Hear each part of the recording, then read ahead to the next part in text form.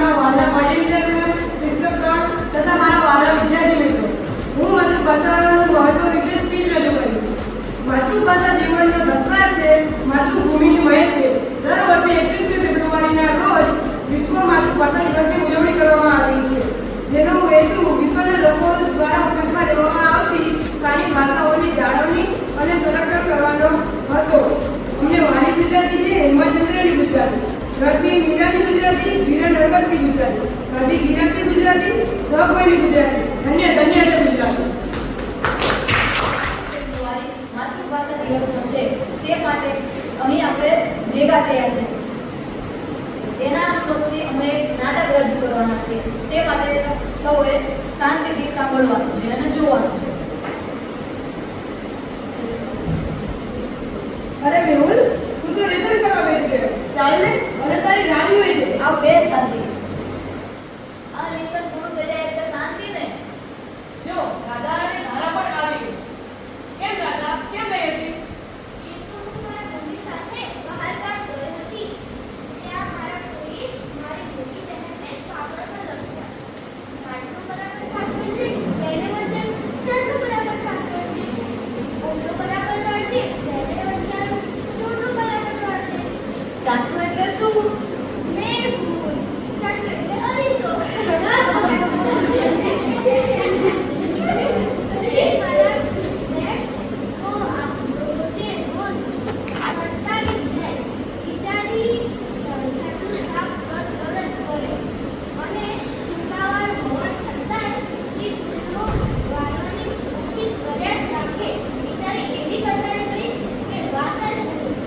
ખબર પડી હશે ત્યારે બહુ હશે આ સમય નહીં.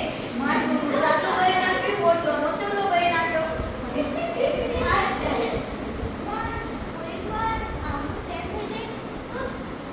હા, કોઈ પણ આવું જેમ થઈ જાય તે કેવું?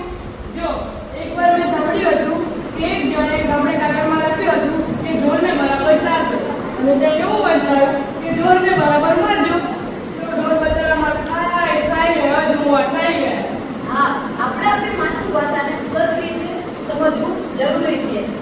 ચાર જોડનું મારજો થઈ ગયું તે માટે બિચારો ઢોર માર ખાઈ ખાઈને અધમુઓ થઈ ગયો.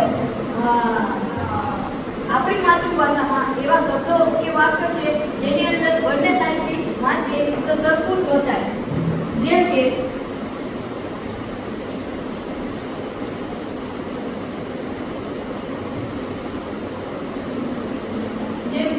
લીમડી ગામે ગાડી મળી, એનું ઊંધું કરીએ તો લીમડી ગામે ગાડી મળી. તો પછી નવજીવન, એનું ઊંધું કરીએ તો નવજીવન. સીધું વાંચે કે ઊંધું વાંચે વચાય તો સરખું જ તે. આથી આ ઉદાહરણ જ જોઈને રાધાનું ધારા અને ધારાનું રાધા. હા, આપણને સપના માતૃભાષામાં જ આવે છે, તો આપણે આપણી માતૃભાષામાં જ અભ્યાસ કરવો જોઈએ. હા, સાચી વાત છે. આપણે આપણી માતૃભાષા પર ગૌરવ હોવું જોઈએ. દાદા-દાદા, ઝાલર-ટાકું અને ખાટલા-સાસુ જેવા શબ્દો આપણી ગુજરાતી ભાષામાં જ જોવા મળે છે. આ શબ્દોને કોઈ અંગ્રેજીમાં કરીને બતાવે.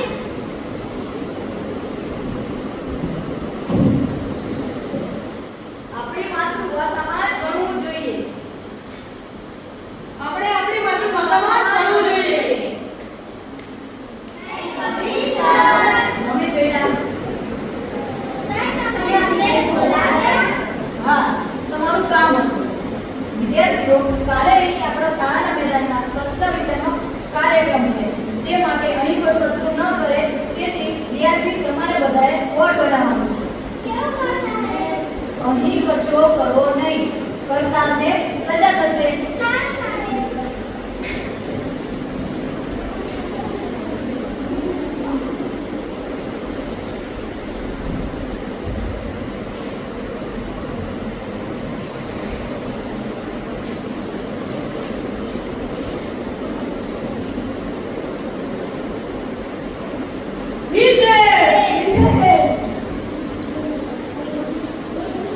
અરે, આ શું લખ્યું છે? ઘણી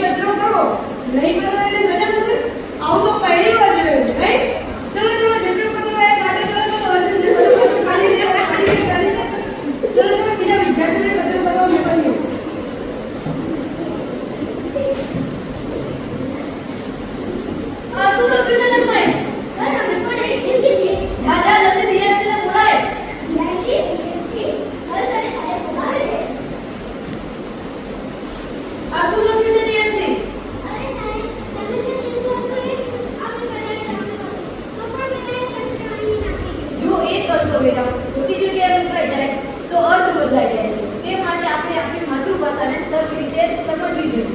જો અહીં કચરો કરવો નહીં કરનારને સજા થશે.